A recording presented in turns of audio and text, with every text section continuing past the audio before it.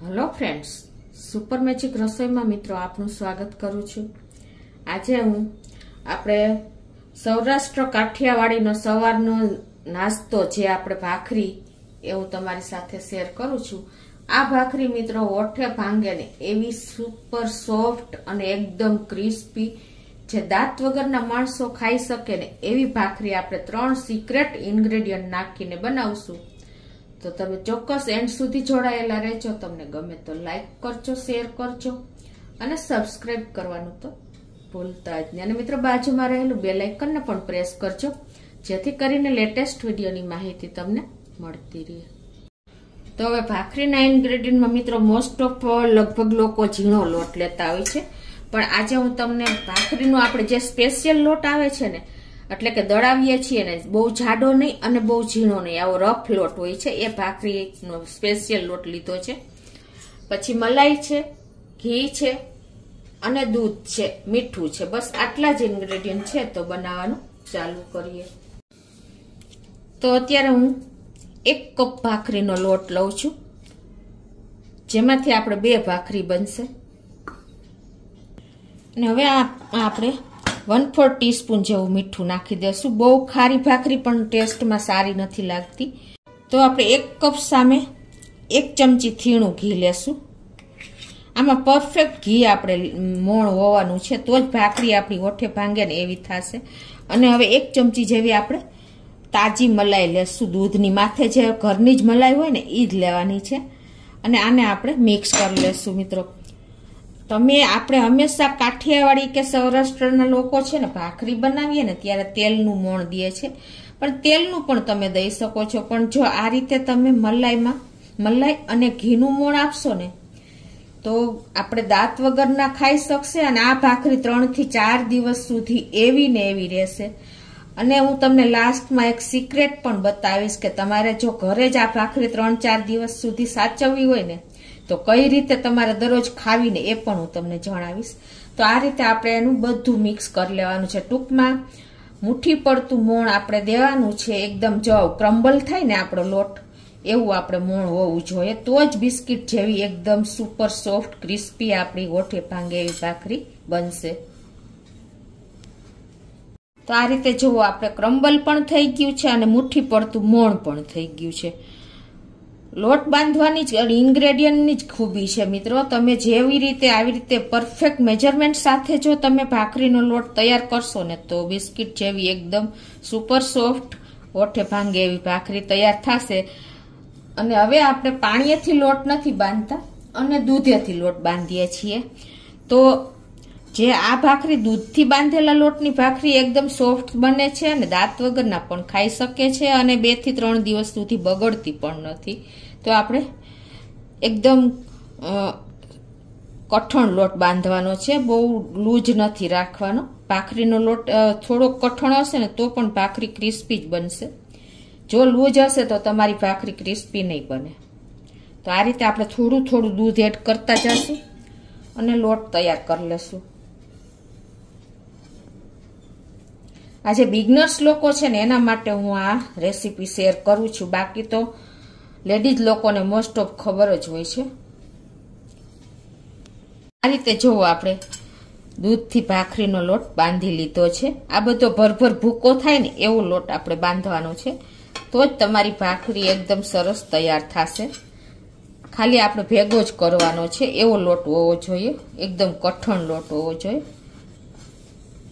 તો હવે આમાંથી તમે મોટી સાઈઝની કરશો ને તો 2 થશે, નહીતર 3 થશે, નાની કરશો તો તમારી ભાખરી ઉપર ડિપેન્ડ હોય છે।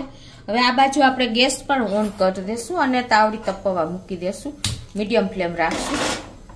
તો હવે આપણે આ લોટમાંથી 2 લુવા કર્યા છે અને ભાખરી બનાવી લેશું। મિત્રો ભાખરીનો લોટને ક્યારે રેસ્ટ આપવાનો ન હોય, ખાસ નોટ કરજો, નહીતર વધારે લૂજ થતો જશે। હવે તમારે એને આ રીતે પેલા વેલણથી વણી લેવાની છે। બોર્ડર તો ફાટશે જ, પણ તમને આ રીતે વણી અને પછી તમારે આ રીતે બેન્ડ કરી દેવાની છે ફરતી રાઉન્ડ શેપમાં। અને પછી તમારે આ આંગળી અને આંગૂઠો, જો આંગળી સાઈડમાં આવશે, અંગૂઠો ઉપર આવશે, આ રીતે તમારે એનો લુવો તૈયાર કરી લેવાનો છે। કેમ કે આપણે લોટ ભાખરીનો થોડોક કઠણ હોય છે, મીડિયમ, એટલે બહુ હાર્ડ પણ નહીં. આ રીતે તમે લુઓ કરશો ને એટલે તમારી એજીસ એકદમ ફાટશે નહીં અને સરસ એવી તૈયાર થશે. અને હવે આને આપણે ઇવનલી વણવાની છે, ક્યાંય જાડી ક્યાંય પાતળી એવી નથી વણવાની. આ રીતે આપણે ભાખરી જેવડી સાઈઝની કરવી હોય એવડી વણવાની છે.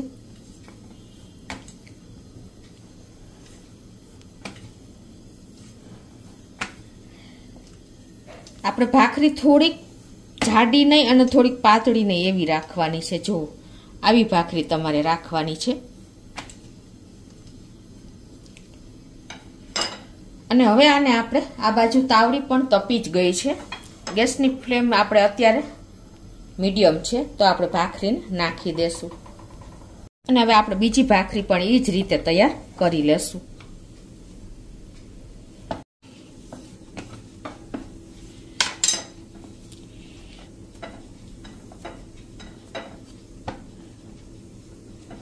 આ રીતે તમને લુવું તૈયાર કરી અને વણી લેવાની છે.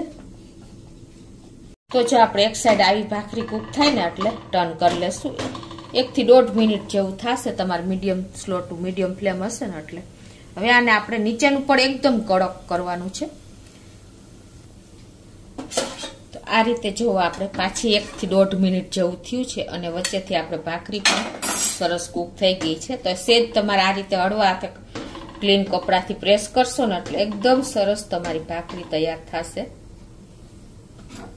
હવે એને આપણે ટર્ન કરી લેશું અને આ રીતે પાછી કૂક કરી લેશું.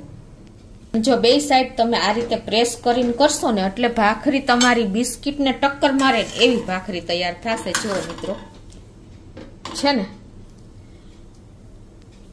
હવે આપણી ભાખરી પણ કૂક થઈ ગઈ છે. બે બાજુ આપણે 2 મિનિટ કૂક કરી છે. તો હવે એને આપણે ડીશમાં લઈ લેશું.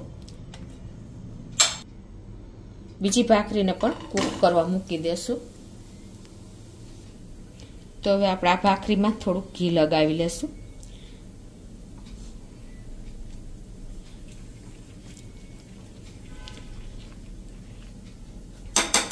અને એને તમે આ રીતે સહેજ ચમચીથી તમે આવી રીતે ચેકા કરી લેશો ને એટલે ઘી અંદર સુધી થઈ જશે. કેમ કે આપણી ભાખરીને ફૂલાવી નથી, આપણે એકદમ બિસ્કિટ જેવી જ તૈયાર કરી છે. આ બાજુ આપણે બીજી ભાખરી પણ જો હમણાં કૂક થઈ જશે.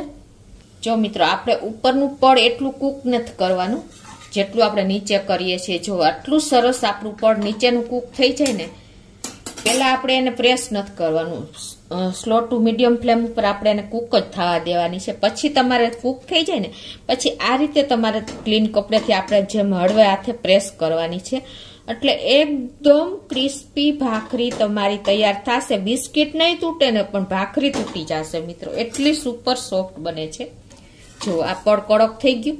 હવે એને તમે આ રીતે ટર્ન કરી અને પાછી સ્લો ફ્લેમ ઉપર આપણે આ રીતે કૂક કરી લેવાની છે.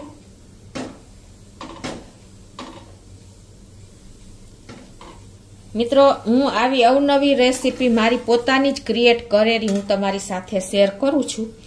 તો તમે સબસ્ક્રાઇબ, નવા મિત્રો છે એ સબસ્ક્રાઇબ કરવાનું ના ભૂલતા. જો આ ભાખરી પણ આપણી એટલી જ ક્રિસ્પી બની છે, તમને ખ્યાલ આવી જતો હશે. કેમ કે આપણી ભાખરી કૂક થાય છે ને ત્યાં જો આવી ક્રેક આવી જાય છે. એટલે એકદમ સુપર સોફ્ટ આપણી ભાખરી બને છે મિત્રો. આ આપણે ઘી અને મલાઈનું મોણ દીધું છે અને આટલો દૂધથી લોટ બાંધ્યો છે ને તો જ આવી આપણી ભાખરી બને છે. તમે આને એમને ઘી લગાવ્યા વગર ખાશો ને તો પણ બિસ્કિટ જેવી જ લાગશે.